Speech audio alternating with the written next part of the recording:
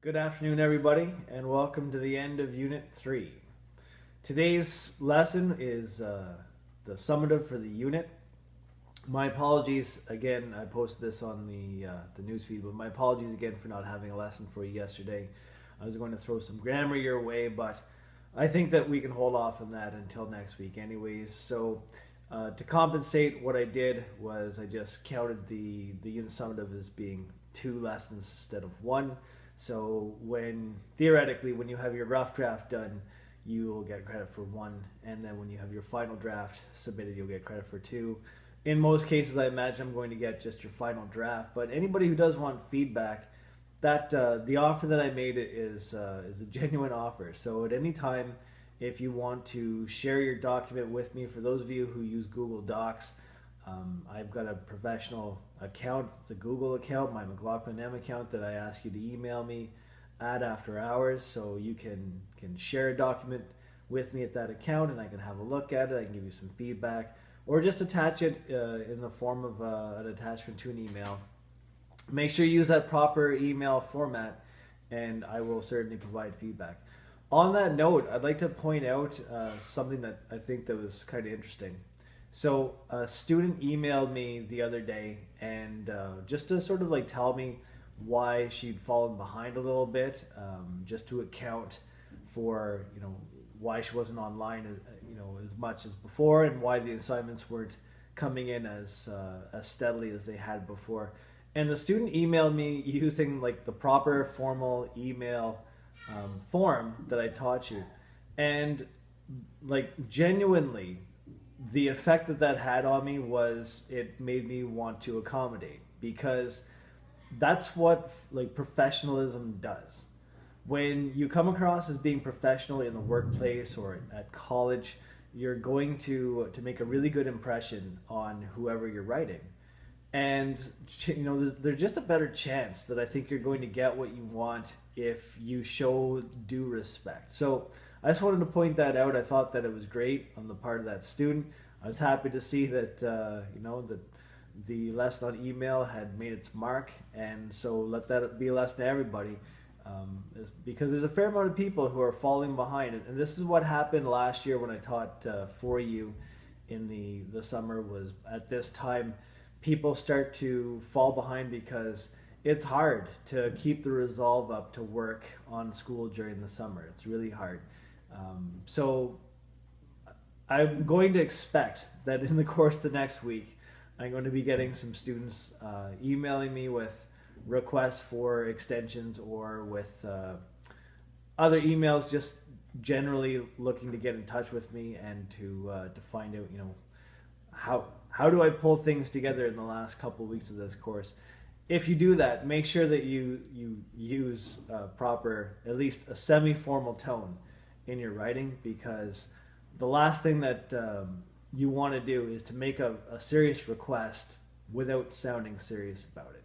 Anyways, we're going to move on, and I want to talk a little bit about marks. So today I emailed everybody a link to their page in the mark book that I use. So basically what happens is the spreadsheet that I've used to calculate marks, it gets published as a private page that only you can view if you have that link. So that link was sent to you with your D2L email, and that link is it's a live link, which means whenever I make an update to your mark book, the marks get updated in the mark book that you see, that website.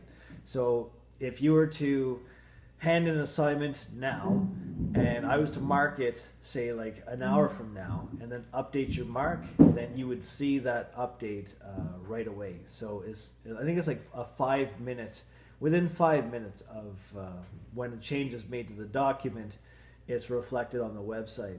So you can use this link to see how you're doing now, but also to follow yourself, in the last couple weeks of this course, to make sure that you're going to get the mark that you want. Now, one thing that might throw you off a little bit, and I should probably put up a legend of some sort, is what you're going to see in your mark book. I'm going to interpret it for you a little bit. You're going to see Unit 1 and then a series of like 2 or 3 character little codes, and then underneath them you're going to see numbers. So those are codes that I use to sort of like distinguish like what mark belonged to what assignment, and they're you can figure out some of them yourself, like D number 1 and D number 2. Those are like the discussion posts, right? And some of them you might be able to figure out, like SFE stands for semi-formal email and FE stands for formal email. But other ones might be a mystery to you. So I'm going to, in the news feed, post a legend for you. If I can remember to do that today, I'll do that. And that way you can see. But basically, every assignment that you've done, I assign a set of marks to it if I said that I was going to, and those get tallied up together and averaged out as a grade point average. So the operative part of the mark book, like the part that I think is really important for you in understanding, like, why do you have the mark that you have? You should see something that says term mark, and it'll be in yellow, and it'll have some spaces underneath it for other things, like your culminating activity or your exam mark gets put in there, and your term mark is worth 70%, your exam mark is worth 30. So have a look at what that term mark is, and it's going to be like a number 4 or below, and it'll be a decimal with 1 decimal point. And then there's a scale underneath, and basically what you do is you match that grade point average to a pegged mark for the term. So let's say, for example, your mark is 3.1. So you have a look in that scale and you see that 3.1 equals 78%. So the mark that you have in the course right now is 78. If you're happy with 78, congratulations. If you're hoping for a mark in the 80s, then what you need to do is have a look and see what assignments haven't you done yet.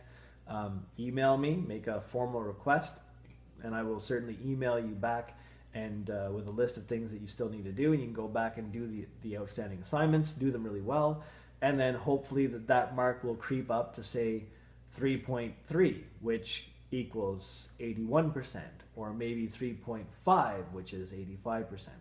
So just have a look at what your grade point average is in your term mark, and then match it up to whatever it is on the scale. All right, and so that's the grade that you have. And then if you look to the left-hand side, you'll see knowledge, thinking, communication, application. So the way that the term mark is calculated is based on the assignments you do. I separate the marks into knowledge marks, thinking marks, communication marks, and application marks, just based on the way that rubrics work. And then after I have those marks, I average those out to get your term GPA. And then I use the PEG marking system to determine what your term mark is, like percentage-wise. So that's how I arrive at that mark. And the reason why I'm explaining to you is I think it's important that you know, like, how did I determine that you have 68 right now instead of 72? Or why do you have 72 and not 75? So all the assignments you do get put on the right hand side, and again I'll put that legend in so you'll be able to see what you scored for different assignments, and what actually those assignments are. And those marks are then crunched into the 4 categories of the achievement chart, and then those numbers are averaged out for a GPA. All right, so anywhere where you see zeros, chances are it's because something is incomplete. And if it's incomplete, I'll still accept your late work. I typically, what I do is I just grade things a bit more diligently when something is late. So it's harder to impress me. It's hard to get a level 4 on something when it's late, because level 4 is about exceeding the expectations and impressing the audience. And it's hard to do that when something is late, because typically it's a bit rushed. So, but anyways, I will grade, and I'll grade fairly. So if you're behind in your work and you want this credit, work hard, do the assignments that you're missing, and I'll grade them, and you'll earn the mark that you deserve for the assignments. All right? So keep that link. That'll be in your D2L email, so you'll be able to check that every once in a while.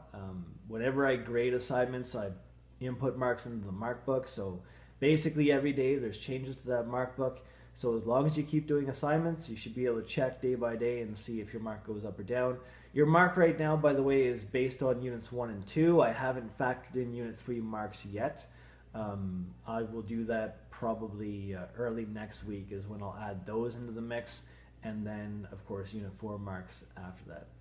Speaking of unit 4, so unit 4 is the last unit of the course, the last unit of English for most of you. We'll never do English again, and it's going to involve the reading of a novel. And the novel that I'm going to give you is a novel that does not have Sparks Notes or any other online resources really to help you out. All right, and basically the way I'm going to structure things is it's going to be kind of like on you to read as much of it as you can in a week's time. And every day you'll be doing activities on the discussion board. So I'm going to be using the discussion board again in this unit a little bit more than we have before. And I'll be expecting you to make posts every day based on your reading. Now, what's really important though about this is I'm expecting everybody to be reading this novel at the same time. So what you really need to do is you have to kind of like drop other things, and you have to sort of work on unit 4 next week to stay current, because that unit will only be like for the week. So when the week's over, that unit is going to be done. I mean, there's no point on asking you to post on discussion boards when there's nobody there to discuss anymore. Like the term will be over and we'll be looking at the final exam. So if you're behind on work, you're going to want to make unit 4 your priority. And then in your spare time, because you're going to have to use your spare time to get caught up if you're behind at this point, in your spare time, get caught up on the things that you're behind on. All right? Anyways, I'll have more details posted on D2L about Unit 4 and what the novel is going to be. There'll be a link to it. You'll be reading it as e-text, so you don't have to worry about going out and buying anything or getting something at the library. And hopefully you enjoy it. And if you don't, it's the last novel you ever have to read, so just put in your best effort and you'll get through it. All right?